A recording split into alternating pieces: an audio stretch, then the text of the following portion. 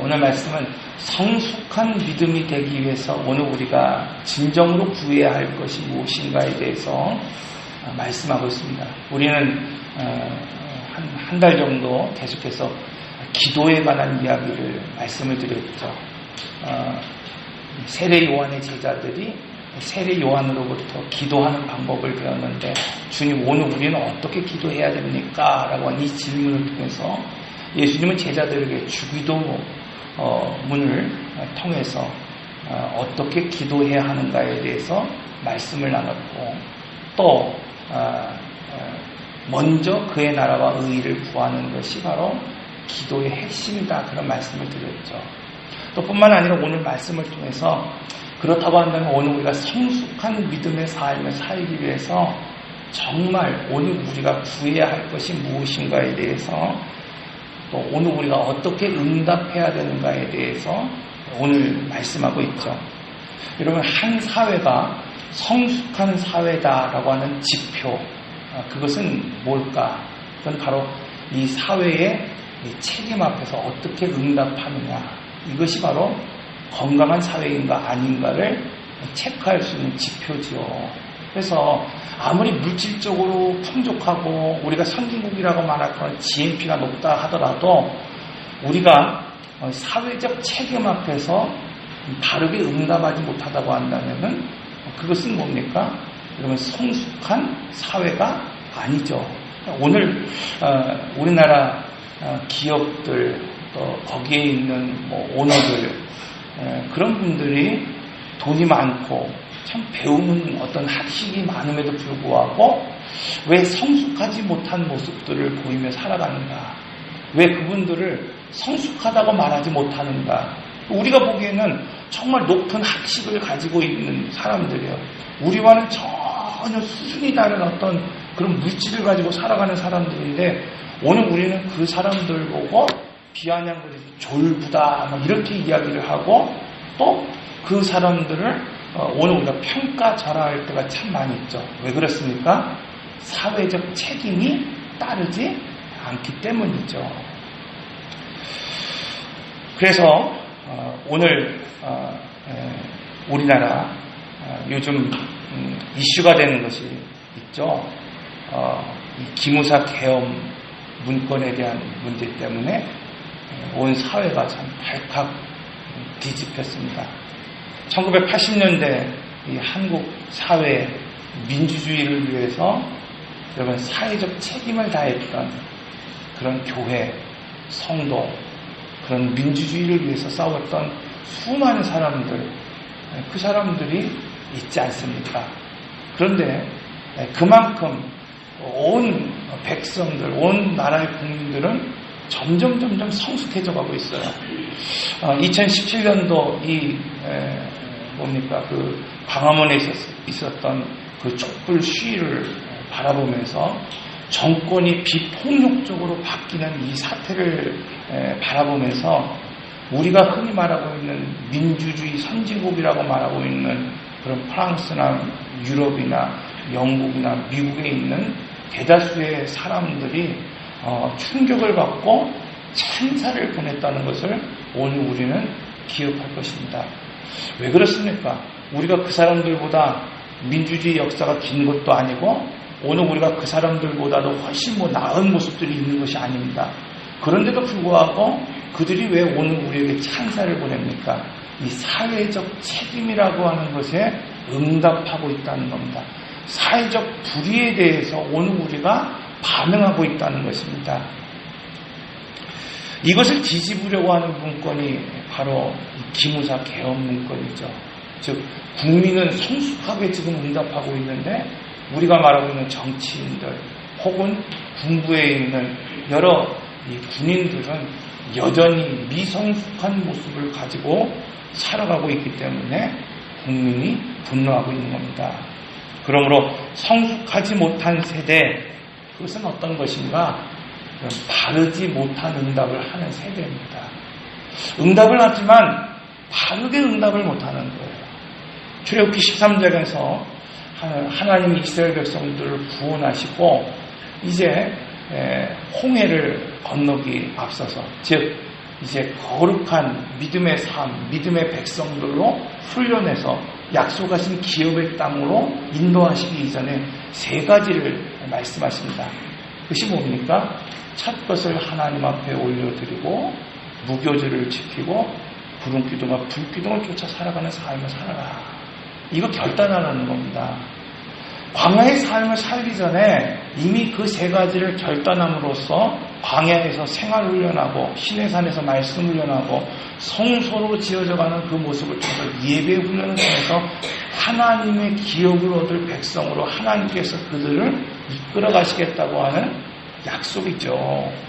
으뜸이 되라. 이 성부와의 관계이지 않습니까? 성부와의 관계에 있어서 가장 중요한 것이 무엇인가? 그건 바로 전심으로 하나님 앞에 나가는 것이라는 거예요. 여러분, 오늘 우리가 드려지는 시간이 되었던 물질이 되었던 어떤 재물을 드리는 어떤 짐승이 되었던 그것이 단순히 첫 것, 초태생의 것을 드리는 것이 중요한 것이 아니라 준비된 것을 드려야 된다는 겁니다, 여러분. 이건 의미가 큰 거예요. 오늘 우리가 하나님 앞에 헌금을 드리고 예물을 드리고 오늘 우리가 헌신을 할 때 여러분 그냥 내가 주머니 속에 있는 걸 드리는 것과 일주일 한 달을 내가 준비하여 드리는 것과는 동일한 것을 드리는 것 같지만 참 차이가 틀리다는 것입니다. 이런 준비된 것, 자원한 것, 소중한 것 드릴 때 뭐가 회복됩니까? 하나님과의 관계가 회복될 수 있다는 거예요. 무교절, 그걸 지키라고 하는 말은 뭡니까?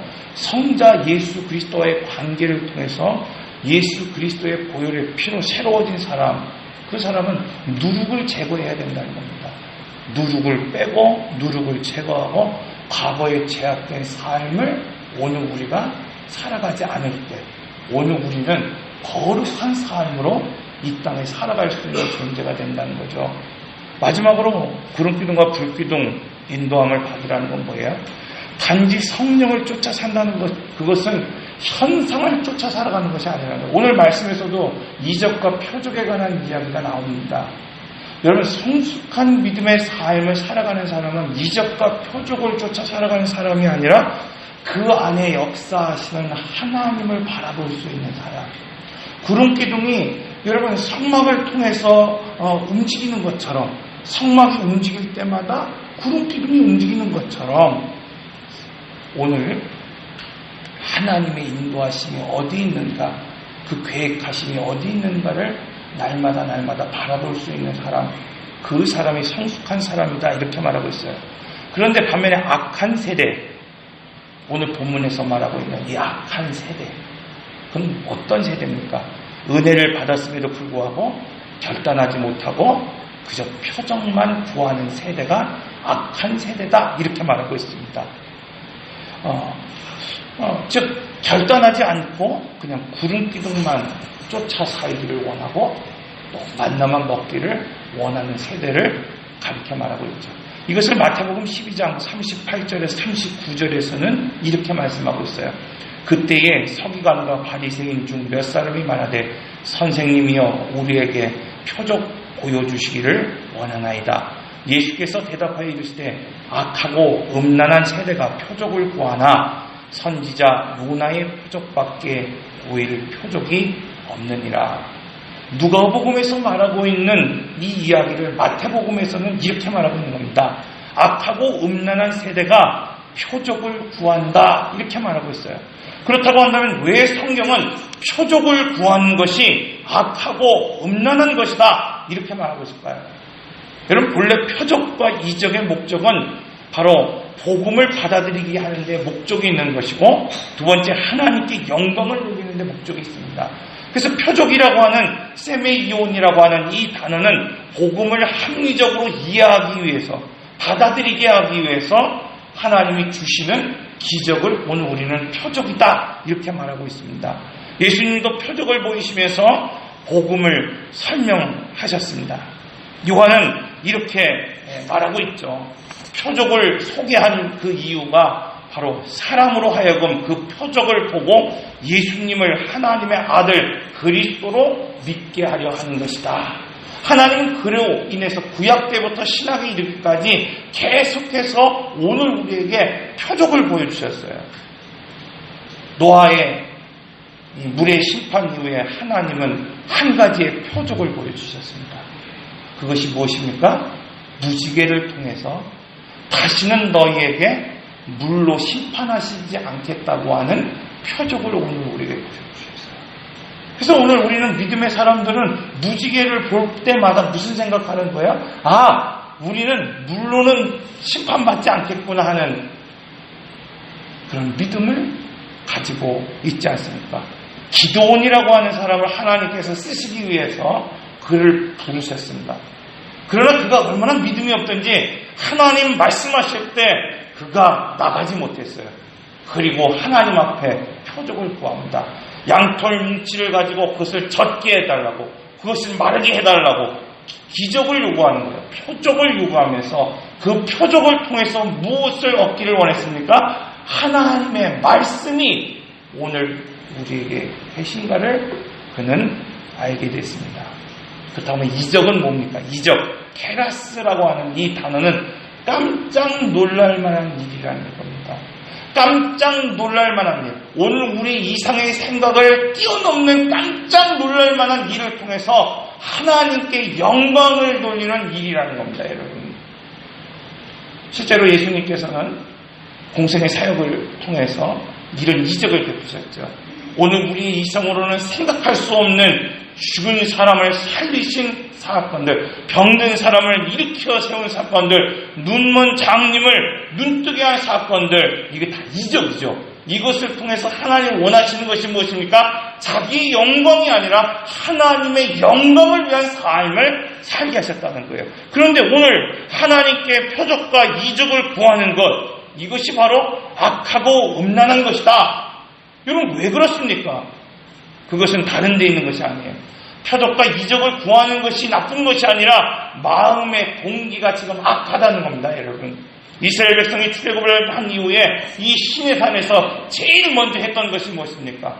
모세는 하나님의 말씀을 통해서 이제 말씀이 있는 백성으로 그들을 세우기 위해서 율법을 얻기 위하여 시내산 꼭대기에 올라갔을 때에 이스라엘 백성들은 무엇을 했습니까? 그들이 애굽에서 가지고 나온 금을 가지고 금송아지를 만들며 이것이 너희를 구원한 하나님이다, 이렇게 외치고 있었어요. 지금 그들은 그들 눈앞에 보이는 금송아지가 하나님이라 이렇게 말하고 있습니다. 그들이 왜 금송아지를 만들었습니까, 여러분? 눈에 보이지 아니하는 하나님은 실제로 그들을 홍해에서 구원하셨고 아말렉에서 구원하셨고 이 광야에서 하나님 은혜를 베푸셨다 하더라도 믿을 수 없는 하나님이라는 겁니다. 그들의 눈에 표적과 같은 금송아지가 있을 때 그들은 불안하지 않고 두렵지 않기 때문에 그들은 눈에 보이는 금송아지를 만들며 살아갔습니다. 오늘날 겉으로는 하나님을 섬기는 백성이라고 말하면서도 속으로는, 여러분, 오늘 우리가 기적이 생기면 누군가가 축복을 준다고 한다면 금송아지도 괜찮고 우상하게 전하는 것마저도 좋다고 여기며 살아가는 사람들이 얼마나 많이 있습니까? 아니요, 여러분, 오늘 우리가 금송아지에게 오늘 우리 전하지 않더라도 오늘 우리가 물질의 금송아지 때문에 오늘 우리가 묶여 사는 사람들이 얼마나 많이 있고, 오늘 우리가 시간의 금송아지에 묶여서 오늘 우리가 거룩한 하나님의 성도로 살아가는 그 삶의 자세를 포기하며 살아가는 사람들이 얼마나 많이 있습니까? 당시에 많은 사람들이 예수님을 찾았고 예수님을 만나기 위해서 예수님을 쫓았습니다. 그들이 예수님께 나온 이유가 뭘까?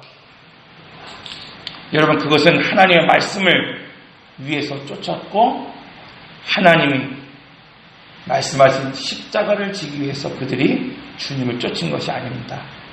그들이 주님을 쫓은 그 이유는 무엇인가? 바로 기적을 얻기 위해서, 표적을 구하기 위해서 예수님을 찾아왔습니다.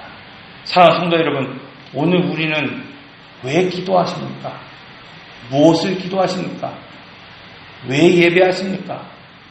여러분, 무슨 이유로 지금 예배하고 있습니까? 기적과 말씀, 오늘 우리는 이 둘 중에 한 가지를 붙들 수 있어야 합니다.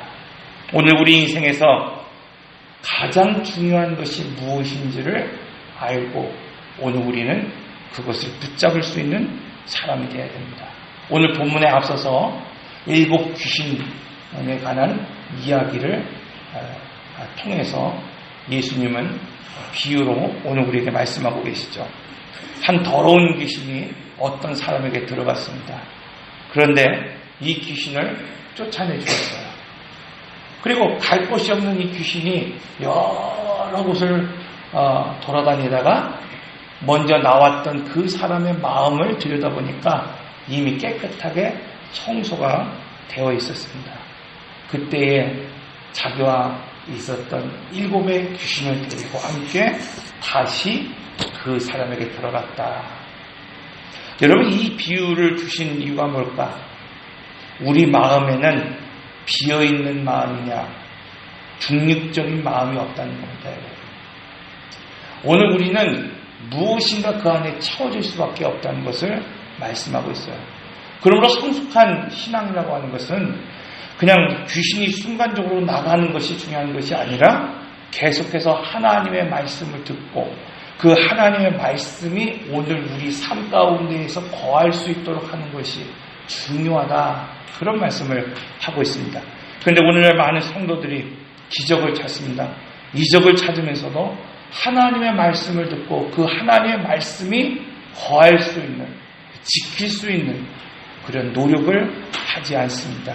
이처럼 기적적인 체험을 얼마나 많이 했느냐, 오늘 이것이 중요한 것이 아니라 오늘도 기적을 경험하고 표적을 경험할지라도 그 하나님의 말씀이 오늘 우리 안에 자리 잡고 있지 않다고 한다면, 오늘 우리 안에 그것이 빈 마음이라고 한다면, 오늘 우리가 아무리 깨끗하게 청결하게 오늘 우리가 마음이 오늘 우리가 정리됐다 할지라도 그 안에 말씀이 들어가지 않고 그 말씀으로 채워지지 않는다고 한다면 오늘 우리는 이전보다 더 나쁜 형편으로 오늘 우리의 마음 가운데 7 귀신 들어간 것처럼 살아갈 수밖에 없다고 말씀하고 있어요. 오늘 우리도 이스라엘과 같이 광야에서 이 시간 기적과 또 표적을 경험했을지라도 이처럼 하나님의 말씀이 우리 안에 자리 잡고 있지 않다고 한다면 오늘 우리는 그 광야에서 생을 마감할 수밖에 없다고 말씀하고 있습니다. 그러므로 지금 이 말씀을 통해서 요나의 표적을 말씀하신 이유는 이 표적을 지금 보고도 믿지 않고 이 표적을 보고도 오늘 우리가 지금 돌이켜 회개하고 하나님의 말씀으로 오늘 우리 채우지 않는다고 한다면 더 이상 오늘 우리 삶에 희망이 없다는 겁니다. 그 표적이 뭡니까? 요나의 표적. 그것은 요나가 물고기의 뱃속에서 사흘 동안 있다가 토해냄으로 살아났던 것처럼 예수 그리스도께서 무덤에서 사흘 동안 있다가 부활하시겠다고 하는 이 십자가와 부활의 표적 아닙니까? 오늘 우리에게 보이신 이 십자가의 부활의 표적을 보고도 믿지 않는 자는 여러분 어떤 경우도 소망이 없고 희망이 없다고 말씀하고 있습니다. 예를 들어서 마태복음 16장에서 부자와 그리고 거지 나사로에 관한 이야기를 하고 있습니다. 성경에 보니까 부자는 자색 옷과 고운 배옷을 입고 날마다 화롭게 즐기더라. 그러나 나사로는 헌데투성이로 버려진 채 부자의 상에서 떨어진 것을 먹는 비련한 존재였습니다. 그러나 부자가 죽은 후에 지옥의 고통을 겪으면서 깨닫게 됐습니다. 가족을 구원하기 위해서 죽었다 살아난 자, 즉 나사로를 좀 보내주십시오. 그런 이야기를 합니다. 그때 주님이 뭐라고 말씀하고 있습니까? 모세와 선지자들에게 듣지 아니하면, 즉 지금 있는 그들이 지금 복음을 듣지 않고 지금 십자가 부활의 이 말씀을 듣고 그들이 깨닫지 않는다고 한다면 지금 죽었다가 살아난 자가 다시 그들에게 온다 할지라도 그들은 권함을 받지 못한다는 겁니다. 오늘날 성도들이 예수를 믿으면 바로 성숙해진다라는 생각을 가지며 살아갑니다. 여러분 처음 믿을 때 나는 다 배웠다고 생각하며 살아갑니다.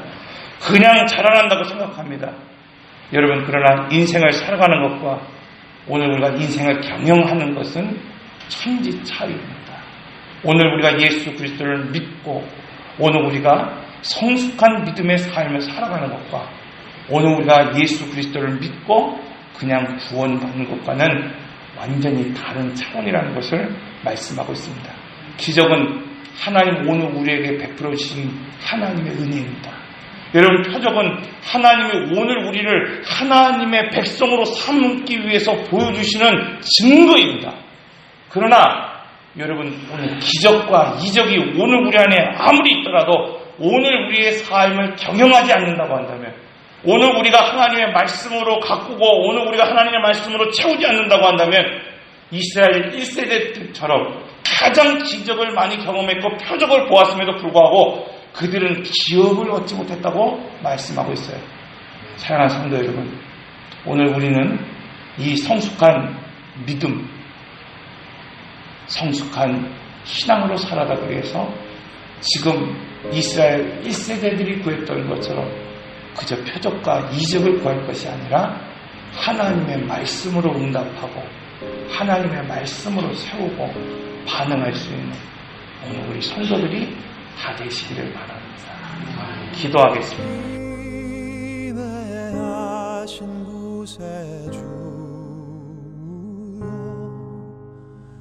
내 말 들으사